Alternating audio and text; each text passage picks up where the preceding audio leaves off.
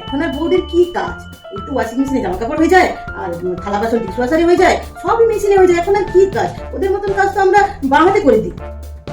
তারপরে ওই দুটো কাজ করতে সকাল থেকে সন্ধ্যা লাগিয়ে দেয় বাবা। আচ্ছা, সব কাজ কি বানাতে করে নিতে পারবেন? আচ্ছা, ঠিক আছে, দেখবো কেমন বানাতে করতে পারেন, ব্যবস্থা করতে পারেন। তুমি কোথায় যাচ্ছ? হ্যাঁ মা, বাপের বাড়ি যাচ্ছি।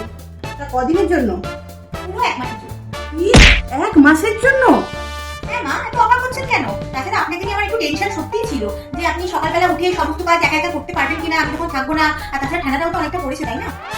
তাছাড়া তো আপনি ফোনে বলছিলেন, আমি শুনছিলাম যে আমি যা যা কাজ করি আপনি আমাকে তুলি মেরে সব কাজ করে ফেলেন। আপনাকে মানে এইসব জিনিসের কোনো কাজ আপনার কাছে কোনো ব্যাপার না। তাছাড়া ওয়াশিং মেশিনে জামা কাপড় কাচা হয়ে যাচ্ছে, ডিশ ওয়াশারে বাসন মাজা হয়ে যাচ্ছে, আর ঘর ঝাড় তো এমনি হয়ে যাচ্ছে। তো আমি ভাবলাম যে বেকার এখানে কোনো কাজই নেই, ভাই বাপের বাড়িতে গিয়েই থাকি, ওখানেই 1 মাসে থাকি, আপনি এরকম করে কাজটা সেরে দেবেন। ঠিক আছে, আসি।